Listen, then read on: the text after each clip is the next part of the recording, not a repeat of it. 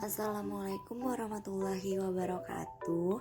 Perkenalkan, kami mahasiswa PPG Prajabatan 2023 gelombang 1 di Universitas Terbuka.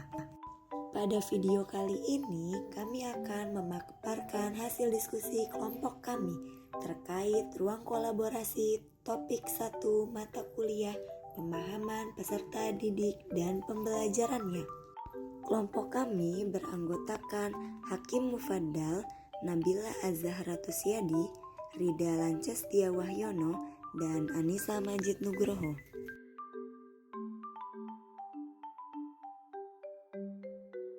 Kasus 1.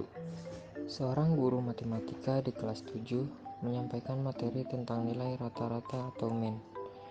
Guru membuat langkah-langkah yang perlu diikuti oleh peserta didik agar dapat menyelesaikan soal. Hasilnya, peserta didik mampu mengerjakan dengan benar sesuai dengan langkah yang telah disiapkan.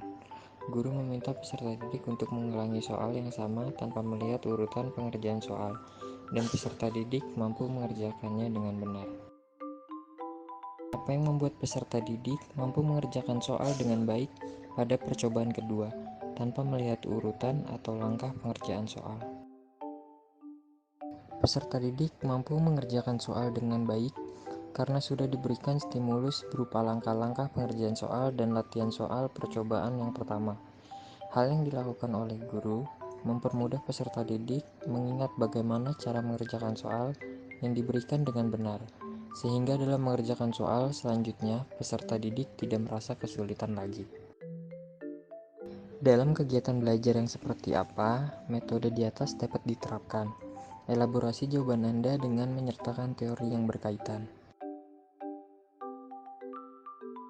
Teori yang berkaitan dalam hal ini adalah teori belajar behavioristik, yaitu dengan diberikan faktor penguatan atau reinforcement guna untuk memperkuat timbulnya respon, yaitu peserta didik sudah mampu menyelesaikan soal kedua berdasarkan pengalaman soal ke-1. Kegiatan belajar yang dapat diterapkan seperti metode tersebut adalah pelajaran matematika dan juga pendidikan Pancasila. Kasus 2. Rina adalah seorang guru di kelas 1 sekolah dasar. Sebagian besar peserta didiknya belum bisa berhitung dengan lancar. Rina sedang memikirkan cara yang sesuai untuk membantu setiap peserta didik menyelesaikan tantang belajarnya.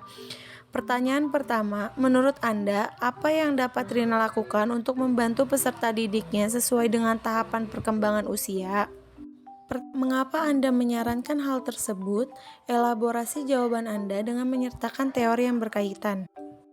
Pada usia kelas 1 SD, usia 7-11 tahun, menurut Piaget, peserta didik ada dalam tahap perkembangan kognitif operasional konkret, di mana mereka hanya bisa memahami hal-hal yang bersifat nyata bukan abstrak. Sehingga yang dapat Rina lakukan terhadap peserta didik yang mengalami kesulitan berhitung dengan lancar adalah menjelaskan cara yang paling mudah dengan menggunakan media pembelajaran yang konkret atau nyata yang biasa ditemukan anak dalam kehidupan sehari-hari. Contohnya yaitu dengan menggunakan stik es krim, tutup botol, lidi, kelereng, pensil, dan kertas origami yang sudah dibentuk. Hal ini dapat memudahkan siswa untuk proses berpikir dan berhitung lancar dengan menggunakan media pembelajaran yang nyata atau konkret. Made adalah seorang guru yang mengajar di salah satu sekolah negeri wilayah Bali. Ia mengampu mata pelajaran bahasa Indonesia. Ia hendak mengajarkan materi teks deskripsi pada peserta didiknya. Pada buku cetak yang menjadi panduannya saat mengajar, terdapat beberapa contoh teks deskripsi yang menceritakan tentang bangunan-bangunan pencakar langit yang ada di ibu kota. Dengan memperhatikan latar belakang peserta didiknya, Made pun mencoba untuk memberikan contoh berbeda. Ia memberikan contoh teks deskripsi tentang pantai dan makanan khas Bali. Menurut Anda, apakah pertimbangan dan keputusan Made sudah sesuai? Mengapa demikian? Prinsip apa yang Made gunakan dalam kasus tersebut? Elaborasi jawaban Anda dengan menyertakan teori yang berkaitan. Keputusan Made sudah tepat karena ia memberikan diferensiasi dalam pembelajaran. Made menggunakan contoh yang lebih dekat dengan peserta didik. serta mengaitkan dengan konteks kehidupan sehari-hari. Sebagai guru, kita harus memahami murid serta mengidentifikasi kebutuhan peserta didik. Untuk menciptakan pembelajaran yang efektif, guru harus memperhatikan karakteristik serta latar belakang peserta didik yang mencakup status sosial, ekonomi, etnik, dan budaya.